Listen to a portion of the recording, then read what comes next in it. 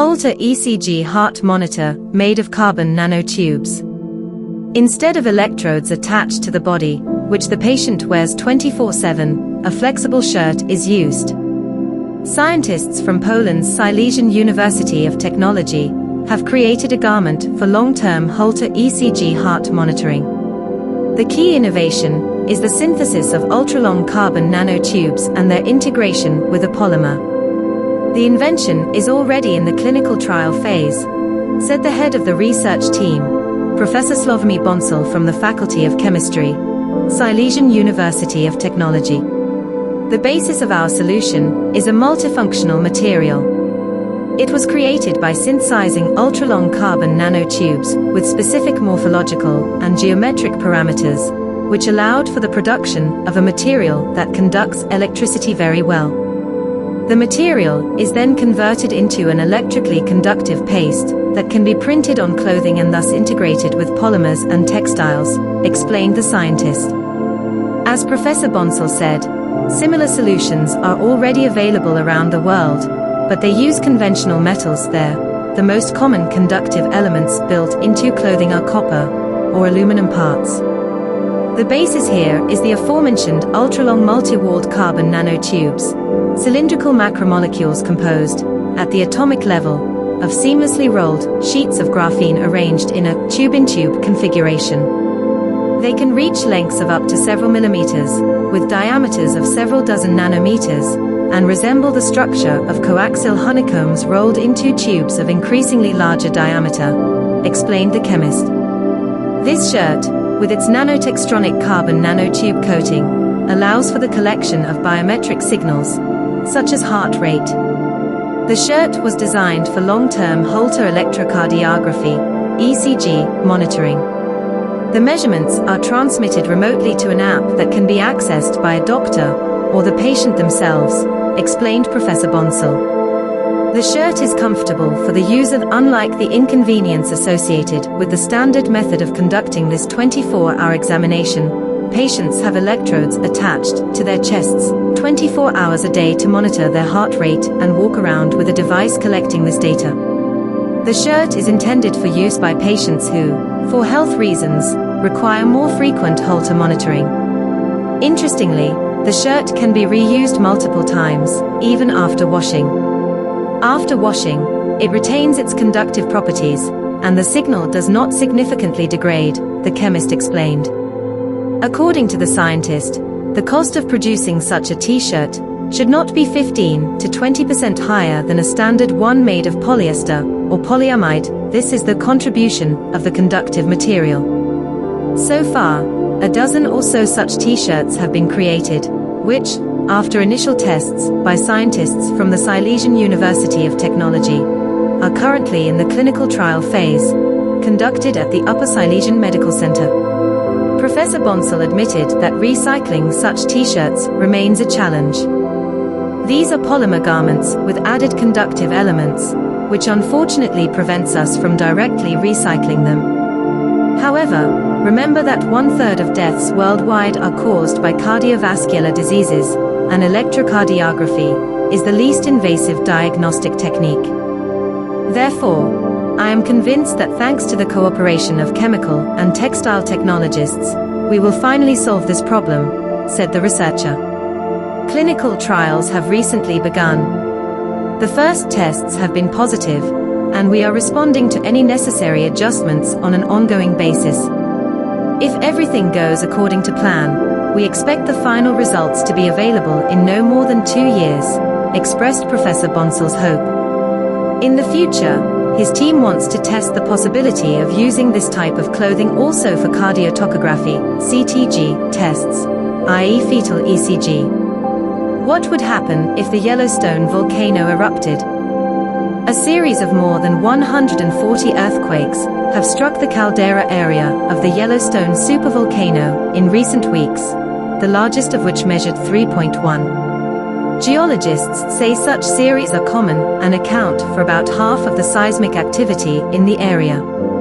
However, some people worry that these quakes are a sign that the supervolcano will soon erupt, which could have global consequences. The United States Geological Survey an American agency that studies seismic activity, among other things, recently reported a series of tremors in Yellowstone National Park. Does this signal an impending eruption? That remains unknown. Scientists assure us there's no reason to worry, but they also acknowledge that predicting an eruption is extremely difficult. Of the more than 140 earthquakes recorded there in recent weeks, 40 were greater than magnitude 2, and 2 were greater than magnitude 3. The largest was a 3.1 magnitude quake, but geologists say there is nothing to worry about. Earthquake sequences like these are common and account for about 50% of the total seismic activity in the Yellowstone region. This series is similar to previous ones, the USGS wrote on Twitter. However, some people still worry that the earthquakes in Yellowstone are a sign that the supervolcano will soon erupt, with potentially tragic consequences. Such a gigantic eruption would have regional effects, such as falling ash and short-term, lasting years, or even decades, changes in global climate, the USGS wrote on its website.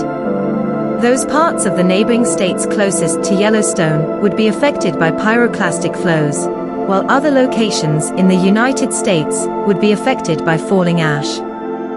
The amount of ash would decrease with distance from the eruption site, the USGS statement continued. According to scientists from Cardiff University, predicting a volcanic eruption is extremely difficult. There is no single model that describes how such catastrophic events unfold. Supervolcanoes are defined as volcanoes that have had at least one explosion with a magnitude of 8 on the Volcanic Explosivity Index. This is the highest ranking on the index and is attributed to the largest volcanic eruptions in recorded history. This means that the eruption released more than 1,000 cubic kilometers of pyroclastic material, and the ash plume exceeded 25 kilometers in height. The Yellowstone supervolcano had the highest number of such explosions. Scientists know of 5 such eruptions at the American supervolcano, the most recent of which occurred approximately 640,000 years ago. When these enormous volcanic systems explode, they create some of the most devastating natural disasters, with widespread ashfalls and pyroclastic flows that can be hundreds of meters thick, covering thousands to tens of thousands of square kilometers. These events also leave enormous holes in the ground called calderas. These are formed by violent explosions, or by the collapse of magma chambers. However, these eruptions are extremely rare, occurring about once every 100,000 years. In their study, the team conducted an in-depth review of field, geochemical, and petrological evidence from 13 super-eruptions that occurred over the past 2 million years. They also reviewed studies of contemporary volcanic systems. Scientists examined, among other things, the last eruption of the Taupo volcano in New Zealand, over 25,000 years ago, as well as the explosion of the Yellowstone supervolcano, which occurred approximately 2 million years ago.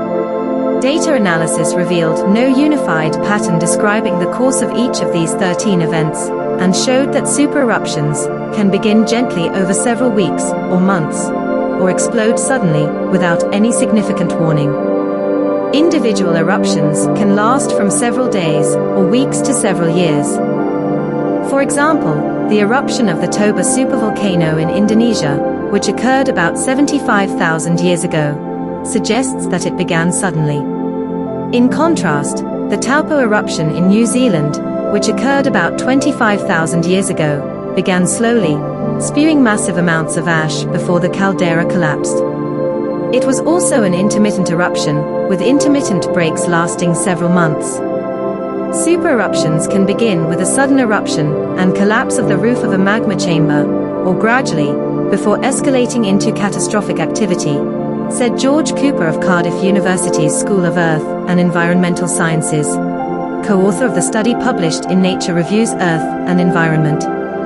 Generally speaking, an eruption can take the form of quick, continuous events lasting a few days, or it can be episodic and last for decades. The uncertainty surrounding these events makes it very difficult to determine when and how these volcanoes might erupt, he added. In 2014, USGS experts created a model showing what would happen if the supervolcano erupted with such force. According to the model, almost the entire surface of the United States would be covered in ash. Areas closer to the eruption would have been completely buried under a layer of ash exceeding 1 meter in height. The eruption would have cooled the climate by releasing sulfur oxides into the atmosphere, which would have reflected sunlight for years. This, in turn, would have led to the collapse of agriculture and the deaths of billions of people from starvation. The Yellowstone volcano's caldera measures approximately 55 by 80 kilometers. Its level constantly rises and falls, fluctuating by up to 10 centimeters per year. However, experts offer reassurance. They believe the likelihood of an eruption is low, and that public concerns about a possible eruption stem from poor public education. Yellowstone is an example where misinformation has led to the widespread belief that a catastrophic eruption is imminent, when in reality, it is highly unlikely, Cooper said. Life without pain, an unusual genetic mutation in a 75-year-old woman. Jo Cameron feels no pain. Even major surgery and childbirth didn't cause significant discomfort. This includes fear, anxiety, or stress. It's all due to a genetic mutation. Now, scientists have discovered how the mutation affects a woman's body at the molecular level. They also hope that their findings will lead to the development of new pain-relieving therapies. Scientists at University College London have been studying Jo Cameron's DNA for several years. Their goal is to understand the mechanisms behind her pain-free state. If they could uncover the trick Cameron's body uses, it could help many people suffering from chronic pain. The researchers have made some progress in their new analyses, but the mechanism is still far from fully understood. The description and results of the research were published in the journal Brain. While for us, existence without pain would be abstract, for Jo Cameron, the very concept of pain is abstract. This problem doesn't apply to her. Under normal circumstances, pain informs us that something is wrong with our body, our organism. However, in the case of the aforementioned 75-year-old Scottish woman, she has had to cope with life without this warning signal.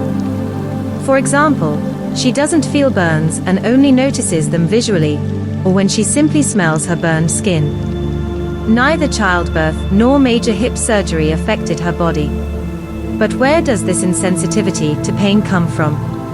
As you might imagine, the whole thing must have its roots in genetics. This unusual behavior of the human body is called congenital analgesia. For it to even occur, a number of genetic predispositions must be present. It's no surprise, then, that it's extremely rare. The chances of having the right set of genes are estimated at 1 in a million. Currently, we know of only a handful of people worldwide who are in Jo Cameron's situation.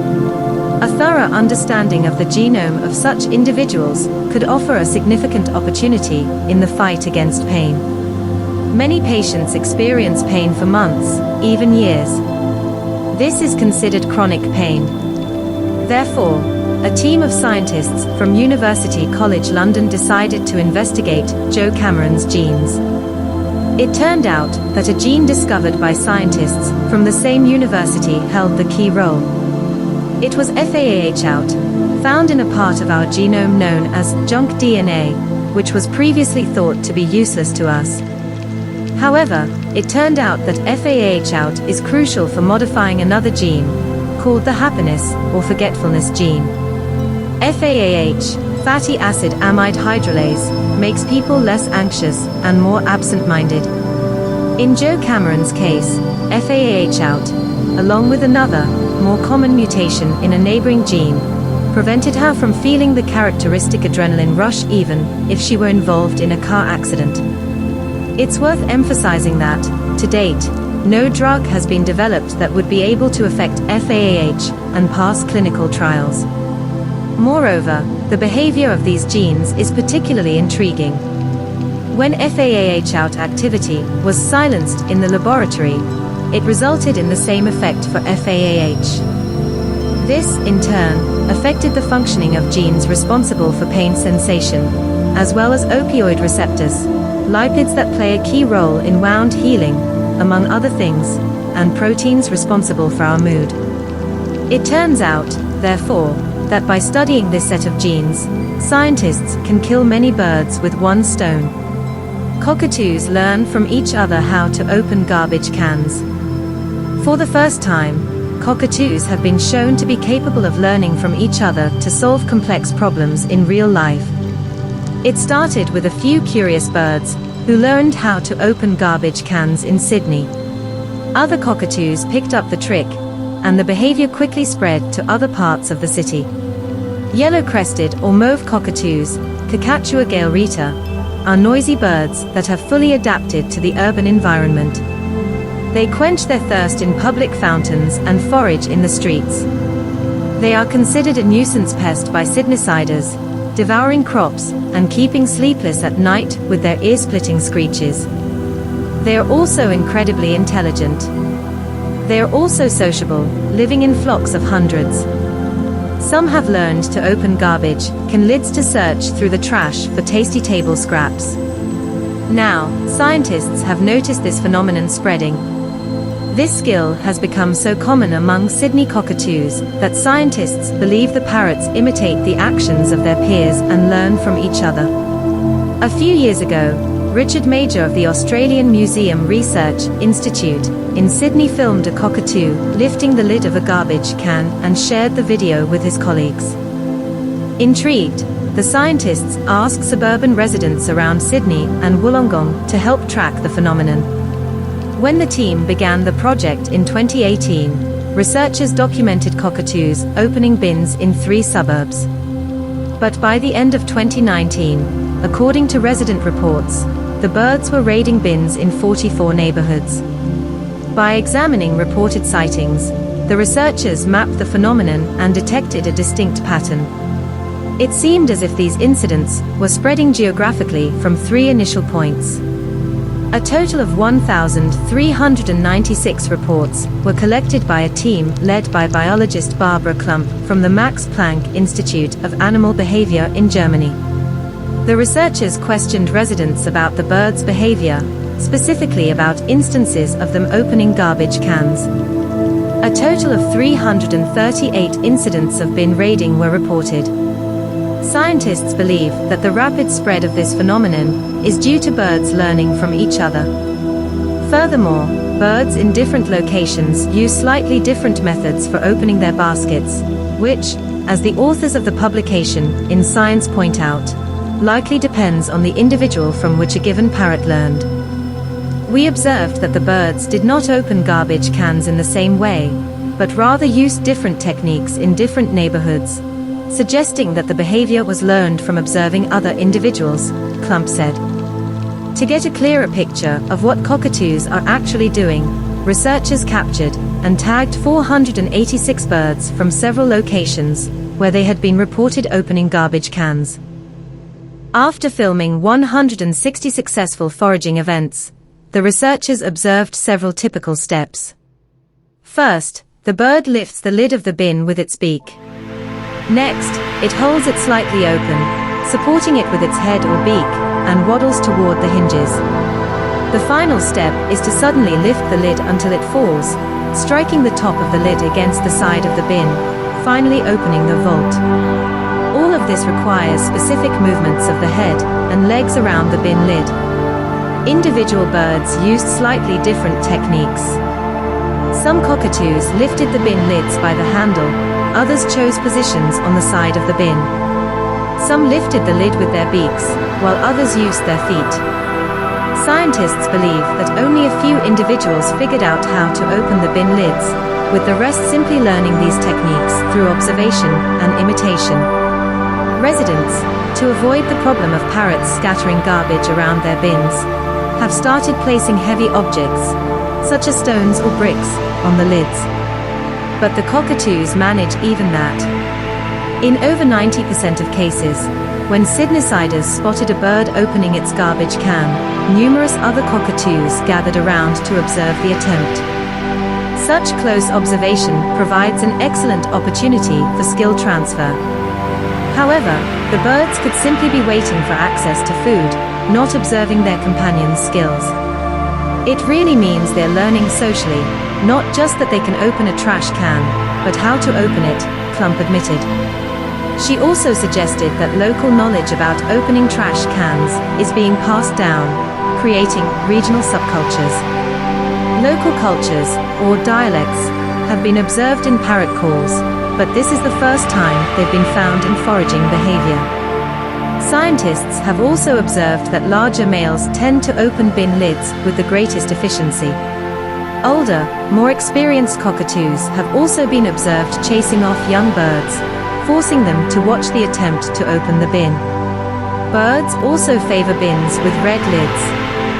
In Sydney, this indicates a mixed waste container where parrots can find food. Bins with yellow lids, recycling bins, are ignored by the birds. Neanderthals were more technologically advanced than we thought. German and French scientists have taken a closer look at the birch tar used by Neanderthals to cement their tools and discovered that it was produced using much more sophisticated techniques than previously thought. The findings of this latest study indicate that our cousins produced it using a complex process, shedding further light on their cognitive abilities. Birch tar, a sticky black substance used for thousands of years for its adhesive, hydrophobic, and even antibacterial properties, is the oldest synthetic substance ever discovered, and its earliest uses are attributed to Neanderthals. Produced by heating birch bark, tar was used by our ancestors primarily as a natural glue. Hunters used it to secure arrowheads, and early craftsmen used it to construct tools. But birch tar had other uses as well. Tar lumps found in archaeological sites often contain tooth marks, and given the antiseptic properties of birch resin, it may have also served as a prehistoric remedy for periodontal disease. Although this may be an overinterpretation, as birch tar solidifies over time, and could be chewed to become more flexible and suitable for use as an adhesive.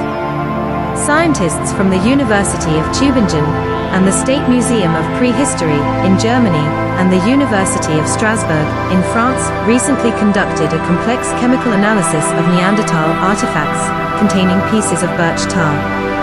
The researchers concluded that the method of birch tar production was much more advanced than previously believed. Our extinct cousins, the researchers determined, produced it in specially constructed underground structures that restricted the flow of oxygen to the burning wood, resulting in a tar of significantly higher quality. The description and results of the research were published in the journal Archaeological and Anthropological Sciences. What distinguishes us from animals? The easiest answer would be the ability to think abstractly. However, we wouldn't have to look that far. Until recently, the ability to make tools was considered such a determinant. However, some animals are capable of using certain objects in precisely this capacity. Next, then, is the ability to produce and synthesize substances that don't occur naturally. In this context, we're in for a surprise, as it turns out that such abilities aren't unique to modern humans. It turns out that Neanderthals were quite skilled at producing birch tar, for example. This occurred approximately 100,000 years before modern humans mastered these techniques. This substance was used by Neanderthals to bond stone, bone, and wood, thus crafting tools. These tools were durable and resistant to moisture. But how could Neanderthals have done this? Until now, two possibilities have been considered: a simple manufacturing process, or extracting the tar, for example, from stones after a fire has gone out. However, the truth turned out to be much more surprising. Scientists have determined that Neanderthals used the most efficient method possible to obtain tar from birch resin, distillation with limited oxygen access. And, as the researchers emphasize, this could not have been a coincidence. This means that Neanderthals likely began with much simpler techniques, only to later, through experimentation, determine that distillation was the best method. The researchers decided to go a step further and try to determine the exact technique our cousins used. For this purpose, they set up 5 experimental sites where they attempted to produce birch tar. 2 used above-ground techniques, and 3 used underground techniques. After obtaining the tar, they analyzed it using infrared spectroscopy, gas chromatography, mass spectrometry, and microcomputed tomography. The goal was to compare the obtained products with samples of tar produced by Neanderthals. What distinguishes above-ground from underground methods is undoubtedly the amount of available oxygen.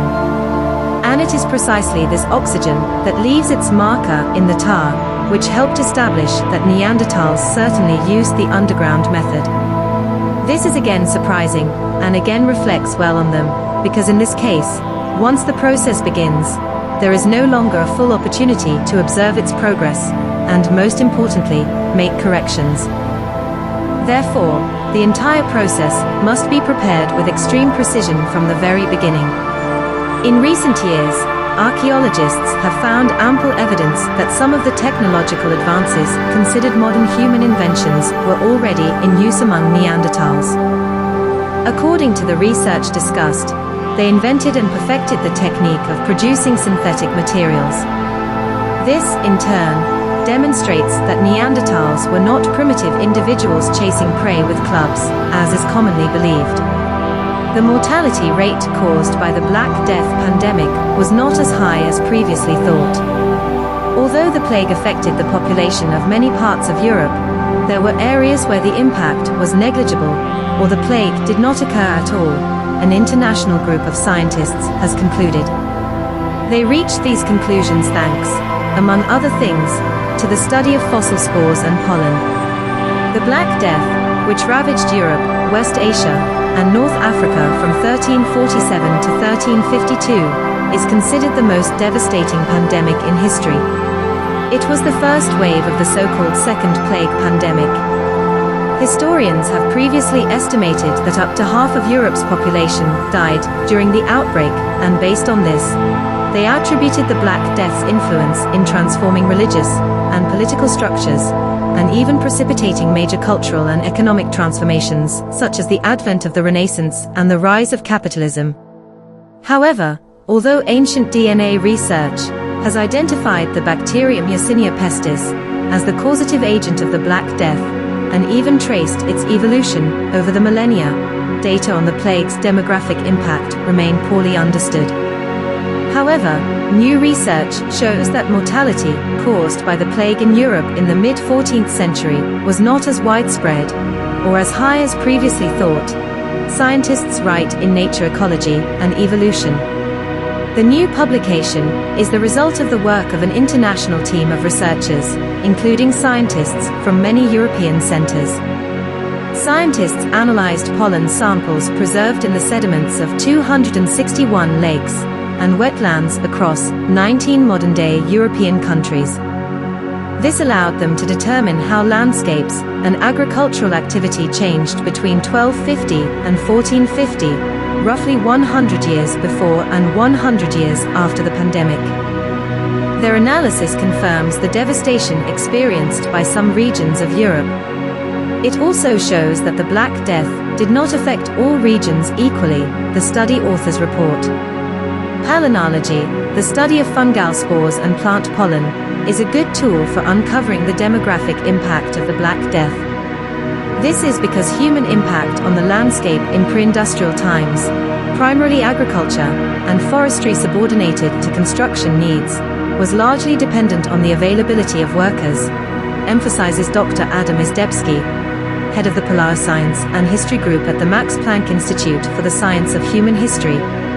Using a new approach called Big Data Paleoecology, BDP, the researchers analyzed 1,634 pollen samples from sites across Europe to identify which plants were growing in each area and determine whether agricultural activity in a given location declined, decreased, or increased during the pandemic. which would have been associated with population fluctuations. They also examined whether there was evidence of rewilding, which could indicate a reduction in human pressure on the landscape. Research by an international team indicates that mortality rates from the epidemic varied greatly. Some areas experienced unprecedented levels of devastation, while others experienced much less severe impacts. The sharp decline in agricultural production in Scandinavia, France, southwest Germany, Greece, and central Italy confirms the high mortality rates documented in medieval historical and archaeological sources. Meanwhile, many regions, including most of Central and Eastern Europe and parts of Western Europe, including Ireland and the Iberian Peninsula, show evidence of continued or uninterrupted agricultural growth. The wide variation in mortality rates, which we confirmed using pollen data and the BDP method, requires further investigation, taking into account local cultural, environmental, economic, and social contexts. A number of local circumstances could have influenced the presence of plague bacteria, morbidity, and mortality, says Dr. Piotr Gazowski from the University of Białystok. The researchers emphasize the unique nature of this research. Most historical sources used to study the Black Death have come from urban areas, which were characterized by a more developed literacy and bureaucracy, but also by denser populations and poor sanitary conditions. Meanwhile, in the mid-14th century, over 3/4 of the population of all European regions was rural. Current research shows that to reliably determine the scale of human losses in a given region, data from local sources must be utilized, not only historical ones, but also utilizing nature archives and BDP as a method for reconstructing landscape changes. There is no single model of a pandemic or epidemic of the plague that can be applied to every place at every time, regardless of context, emphasizes Adam Izdebski of the Max Planck Institute. Pandemics are complex phenomena with regional, local histories. We continue to see this with COVID-19, and we've now demonstrated it with the Black Death, he adds. The variations in Black Death mortality across Europe demonstrate that the plague was a dynamic disease, with cultural, ecological, economic, and climatic factors influencing its spread and shaping its impact on societies. The study authors hope that in the future, paleoecological data will be used even more broadly to understand how different local variables interacted and shaped past, and still influence, pandemics. Experimental obesity drug allows people to lose more than 20% of their body weight. An experimental drug currently in clinical trials has allowed participants to lose over 20% of their body weight. Similar results have previously only been possible with bariatric surgery. Tirzepatide, given as a weekly injection, mimics natural appetite-suppressing hormones. Obesity has become a global problem in recent years.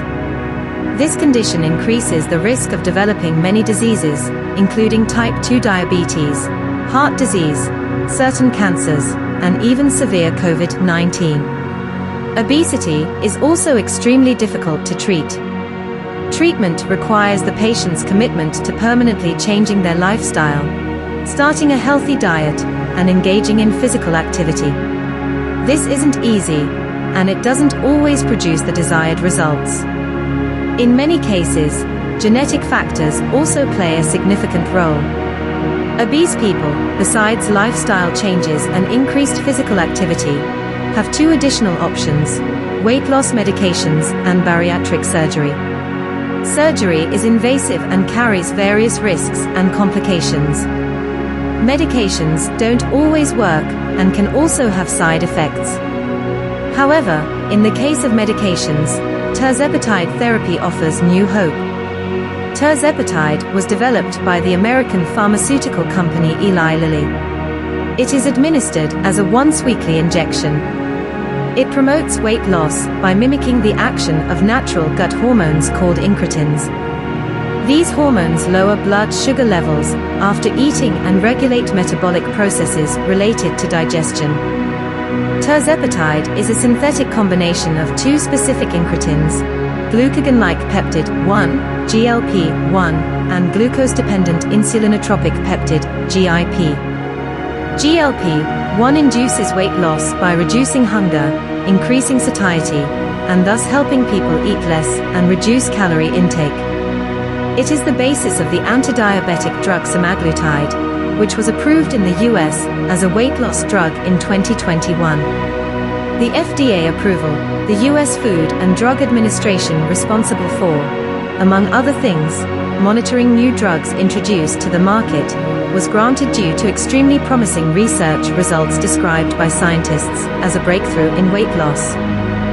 However, it appears that tirzepatide, by adding the incretin GIP alongside GLP-1, may prove even better.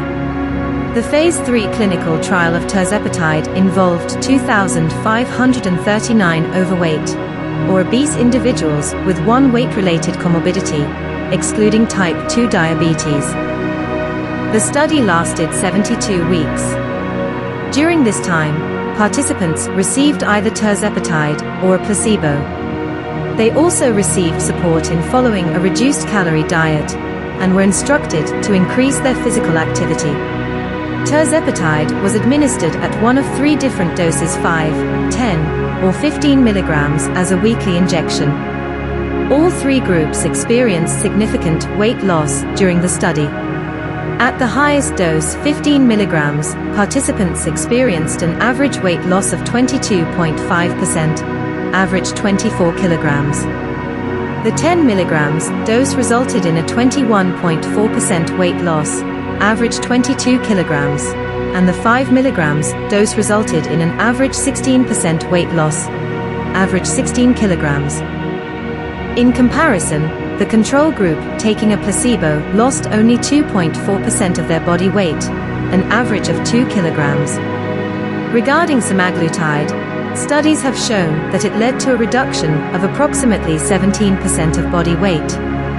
The average weight loss results with tirzepatide appear to be slightly superior to previously studied semaglutide treatments and are similar to the expected weight loss after bariatric surgery. Tirzepatide is the first investigational drug to deliver an average weight loss of more than 20% in a Phase 3 study, says Jeff Emick, Vice President of Product Development at Eli Lilly. Promising results are one thing, but patient safety is paramount. Studies have shown that some participants experienced adverse events with tirzepatide. Depending on the dose, up to a third of the group experienced nausea. Diarrhea was also common, 18.7 to 23% of participants. Vomiting and constipation also occurred in some individuals, although it's worth noting that only a small percentage of participants dropped out of the study due to side effects. However, the fight against obesity is expensive. Assuming the trial results convince the FDA to market the drug has currently been submitted for review for the treatment of diabetes, not obesity. The question of its price remains. As commentators have noted, semaglutide, sold as a weight loss drug under the brand name Wegovy by the Danish pharmaceutical company Novo Nordisk, costs over $1,300 per month. Such a high price means few patients will use the therapy, especially since such therapies are rarely reimbursed. If tirzepatide experiences a similar situation, it could be another case of a potentially brilliant, life-changing drug that many people unfortunately won't be able to afford. It's also worth noting that Novo Nordisk set this price for the US market. Outside the US, the drug costs several times less. However, as the researchers emphasize, if equitable access to the next generation of obesity medications can be ensured, the health of millions of people worldwide could be improved. This is incredibly exciting. Preliminary data showing weight loss equivalent to bariatric surgery, with a drug that likely provides many other metabolic benefits. Scott Cajon, director of the National Center for Weight and Wellness in Washington, told Helio. A revolution in solar energy. New technology could replace fossil fuels. Aliogen has unveiled a solution that has the potential to revolutionize solar energy production. Thanks to the clever use of mirrors, Sunlight is focused onto a single point, generating temperatures exceeding 1000 degrees Celsius. This type of solution could successfully power heavy industry. Anyone who played with a magnifying glass as a child knows that a concentrated beam of sunlight can reach incredibly high temperatures. Aliogen is essentially doing the same thing kids do with magnifying glasses, only using better toys and on a much larger scale. The startup Aliogen, backed by Bill Gates, announced that it has harnessed solar energy more effectively than ever before, generating enough heat to power industries currently dependent on fossil fuels. Furthermore, this solution emits no carbon dioxide into the atmosphere. Using a mirror system controlled by artificial intelligence algorithms, Aliogen engineers managed to focus light onto a single point, achieving temperatures exceeding 1000 degrees Celsius. Company representatives claim that the focused light beams can generate temperatures of up to 1500 degrees Celsius. This means that solar energy could replace fossil fuels in many industries. The world is running out of time to radically reduce greenhouse gas emissions, said Bill Gross, CEO of Aliogen. We've made great progress in integrating clean energy into our energy system. However, clean electricity accounts for less than a quarter of global demand. Aliogen represents a technological advancement in meeting the remaining 75% of energy demand. With this affordable, highly efficient process, we have the opportunity to make a significant contribution to solving the climate crisis, he added. Producing energy by concentrating light and using the generated heat is not a new idea, but Aliogen has been able to achieve very high temperatures with its systems, which opens the door to many new possibilities. The algorithms used to control the mirror system use high-resolution cameras to determine the position of each 1.5 meter square mirror. They optimize the angle at which the hundreds of mirrors are aligned and adjust for the apparent movement of the sun across the sky. The alignment must be perfect to achieve such high temperatures. Even the slightest deviation of a few mirrors will lower the resulting temperature. Today, industrial processes like those used to make cement or steel account for more than 1/5 of all emissions, Bill Gates wrote in a statement announcing Aliogen's achievements. The ability to reach the high temperatures required for these processes is a promising advance in the quest to replace fossil fuels. If we are to achieve net zero carbon dioxide emissions, we have a lot of innovation to do, he added. But the Microsoft founder isn't the only one who saw the potential of such a solution. The California startup also received support from the owner of the Los Angeles Times, Patrick Soon-Shiong, although it's unclear how much the billionaires donated to the technology's development. The plan to reach a temperature of around 1500 degrees Celsius would allow for the separation of hydrogen molecules from water. Cheap hydrogen production from water would open the door to its use in fuel cells, which in turn could be used to power vehicles, for example. Hydrogen fuels have long been identified as a clean and ecological way to meet our transportation needs. Of course, this technology has some drawbacks. It's not suitable for providing energy after dark or on cloudy days. An effective energy storage solution is required. Furthermore, it offers an advantage in generating energy in sunnier parts of the world.